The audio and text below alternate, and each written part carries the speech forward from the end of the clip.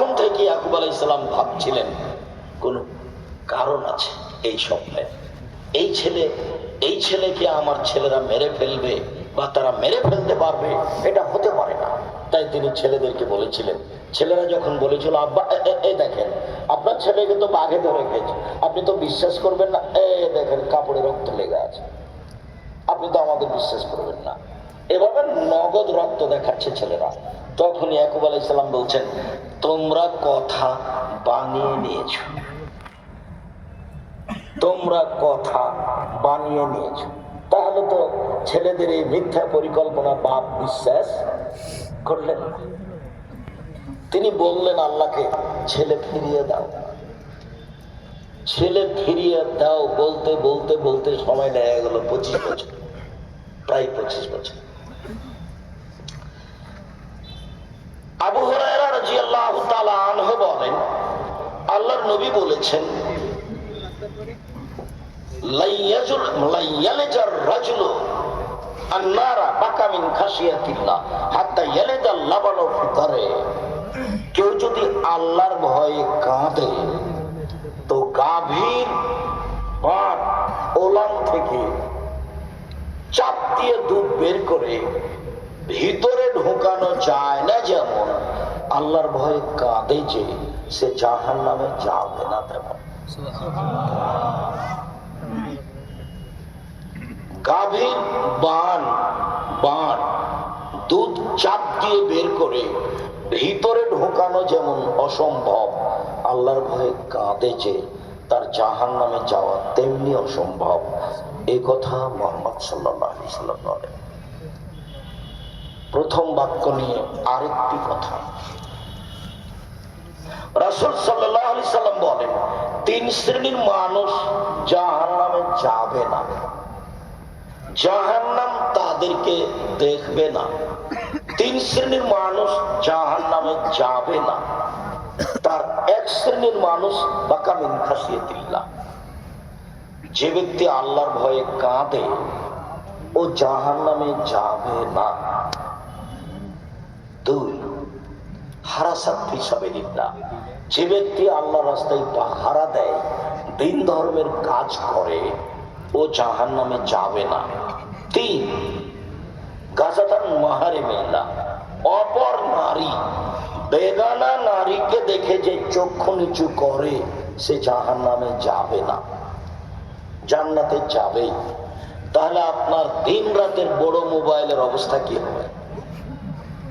তাহাজ্জুদ পড়ে মাথায় টুপি দিয়ে একবারে দল ভর্তি ল্যাংটা মেয়ে দেখছেন, ইন্ডিয়ার জানটা ঠান্ডা করে নিচ্ছেন, কলিজা ঠান্ডা করে নিচ্ছেন, চক্ষু জুড়িয়ে নিচ্ছেন, তাহলে কি জান্নাত হবে? জান্নাতের মেয়েরা কি এত সহজ? এমনিতেই তাদের পাওয়া যাবে অনেক ত্যাগ তিতিক্ষার ব্যাপার। হজবাতের নার বিশ্বাস, মনের ইচ্ছা দিয়ে জাহান্নাম ঘেরা আছে, মন মতো চলে যে জাহান্নামে যাবে সে। মনের ইচ্ছা দিয়ে জাহান্নাম ঘেরা আছে, মন মতো চলে যে জাহান্নামে যাবে সে। হজবাতে জান্নাতুল মাকারে নিয়ম নীতি, কষ্ট ক্লেশ, ত্যাগ তিতিক্ষা, পরিকল্পনা, চিন্তা ভাবনা, অনেক কিছু দিয়ে জান্নাত ঘেরা আছে। মনের বিরোধিতা করে যে জান্নাতে যাবে সে, মনের বিরোধিতা করে যে জান্নাতে যাবে সে, মন মতো চলে যে জাহান্নামে যাবে সে। এই কথা মুহাম্মদ সাল্লাল্লাহু আলাইহি সাল্লাম বলেন, হাদিস বুখারী মুসলিম। আপাতত আপনার জন্য কথা শেষ করলাম।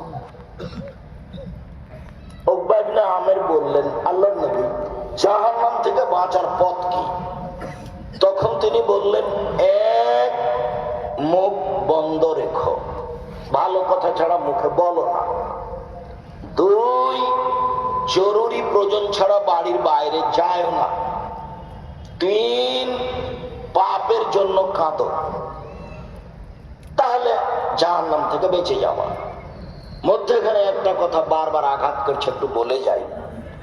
আবু মুসা আশআরী রাদিয়াল্লাহু তাআলা আনহু বলেন, এক একদা আল্লাহর নবী বললেন, কাইফা বিকুম বিজামানিন, তোমাদের কি হবে, যুগের কি হবে, তোমাদের কি হবে, যুগের কি হবে।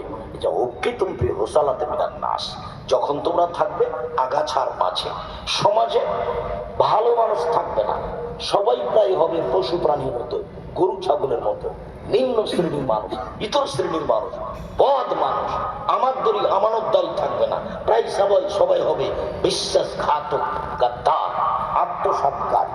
কেউ ওয়াদা অঙ্গীকার ঠিক রাখবে না, ওয়াদা অঙ্গীকার ঠিক রাখবে না, বিশ্বাসঘাতক, আত্মসাৎকারী, গাদ্দার হবে।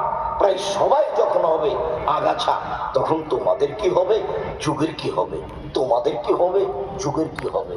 ক্ষমতা আপনি বলেন, তাহলে কি করতে হবে? সমাজে যদি সবাই আগাছা হয়, তাহলে আমরা কি করবো সেটা আপনি বলেন। তখন তিনি বললেন, হ্যাঁ, এক, আলজাম লেসানা, মুখখান বন্ধ রাখো। দুই, আলজাম বাড়িতে থেকো। তিন, খুঁজবো তারিফ হোক, দামা তনকের হোক, যেটা ভালো বিবেচনায় এসেছে সেটা নিও, যেটা খারাপ বিবেচনায় এসেছে সেটা ছেড়ে দিও। আচ্ছা ঠিক আছে, আপনার কথা আমরা মেনে নিলাম যে বাড়ির বাইরে গেলাম না। সমাজে এত হইচই দেখা দিয়েছে যে কেউ যদি আমার বাড়িতে এসে আমাকে মারে, তা আমি কি করবো? ঠিক আছে, আপনার কথা মেনে নিলাম, বাড়িতে থাকলাম, তো কেউ যদি বাড়িতে ঢুকে জুলুম করে তাহলে কি করব? তখন আল্লাহ রাসূল বললেন, ওই সময়ে আদমের দুই ছেলের ভালোটার মতো হয়েও। আদমের দুই ছেলের এক ছেলে কাবিল বলল, এই হাবিল, আমি তোকে হত্যা করব। তখন হাবিল বলল, তুমি আমাকে হত্যা করো, আমি তোমাকে হত্যা করব না। তুমি আমাকে মারো, আমি তোমাকে মারব না।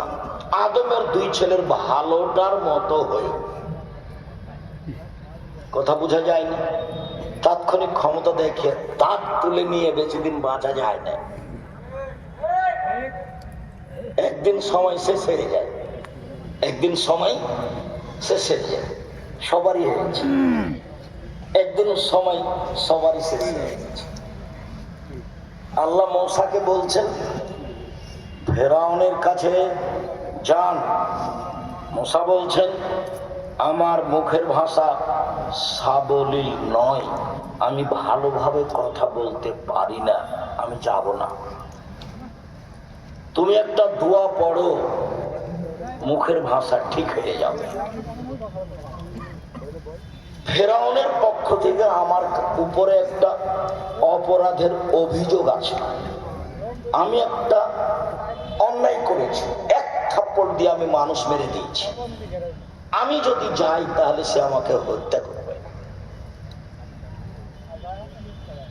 তখন আল্লাহ বলছেন, ঠিক আছে, কিভাবে হত্যা করবে আমি দেখবো, আমি তোমার সাথে আছি, তুমি যাও।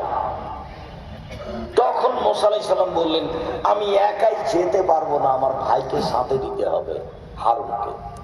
ঠিক আছে, তাই হলো, দিলাম, যাও।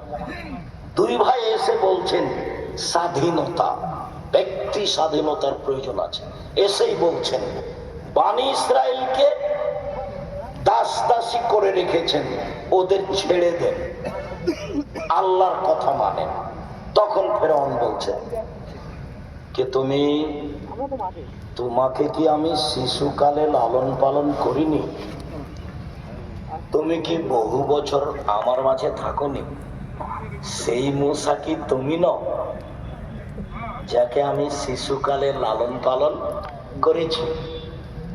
তুমি বহুদিন আমার বাড়িতে থেকেছ, তুমি যা করেছ তা করেছ। তুমি এক থাপ্পড় দিয়ে মানুষ মেরেছ, তুমি বড় অকৃতজ্ঞ। তুমি আমার বাড়িতে খেয়ে পরে তুমি আমার কাছে স্বাধীনতা চাও, মানে তুমি বড় অকৃতজ্ঞ। তখন মূসা আলাইহিস সালাম বলছেন, জি, আমি যা করেছি তা করেছি, আমি এক থাপ্পড়ে মানুষ মেরেছি, তখন আমি ভুল পথে ছিলাম, আপনার হত্যার ভয়ে দেশ ছেড়েছি। আমার প্রতিপালক আমার প্রতি দয়া করেছেন, আমাকে জ্ঞানে গুণে পূর্ণ করেছেন, আমাকে নবী করেছেন, তুমি আমার প্রতি অনুগ্রহ করেছো, শিশুকালে লালন পালন করেছো, তুমি অনুগ্রহ করে খোঁটা দিয়েছো, খোঁটা দিয়ে তুমি বনী ইসরাইলকে দাসদাসীতে পরিণত করেছো, তুমি বড় উদ্ধত স্বৈরাচার সীমা লঙ্ঘন করেছো। এই ঘোষণা মুসা আলাইহিস সালাম দিলেন ফেরাউনের সামনে মুখামুখি। ফেরাউন বলল, ধরো, যেখানে যাবে মারতেই হবে। খেপে গেছে, এবার বুদ্ধি কমে গেছে। রাখলে বুদ্ধি কমে গেছে, রেগে গেছে তো হেরে গেছে, বুদ্ধি কমে গেছে। অনেক দিন জুলুম অত্যাচার করেছে। লৌহ শলাকাধারী ফেরাউন যাকে ইচ্ছা করত বালুর উপরে চিৎ করে সয়ে দিয়ে, হাতে পায়ে কাঁটা মেরে দিয়ে, গায়ের উপরে সাপ বিছু ছেড়ে দিত। অত্যাচারী ফেরাউন বলল, ওকে ধরো। ধাওয়া করে সবাই গেল। সামনে কুলজুম সাগর। মুসা আলাইহিস সালামের সঙ্গী সাথী বললেন, আমরা বন্দী, আমরা আটকা পড়েছি, ফেরাউন আমাদের ধরে নিয়েছে। তখন মুসা আলাইহিস সালাম বললেন, কাল্লা, কখনো নয়, অসম্ভব হতে পারে না। ইন্না মাইয়া রাব্বি, আমার সাথে আমার প্রতিপালক রয়েছেন, সাইহাদিনী, তিনি আমাকে পথ দেখাবেন। ফেরাউন ধরে নিবে মানে? বলো কি তোমরা, অসম্ভব, এটা হতে পারে না, আল্লাহ আমার সাথে আছে। একটু আগে আল্লাহ বললেন, আমি তোমার সাথে আছি। এখন মুসা আলাইহিস সালাম বলছেন যে আল্লাহ আমার সাথে আছে।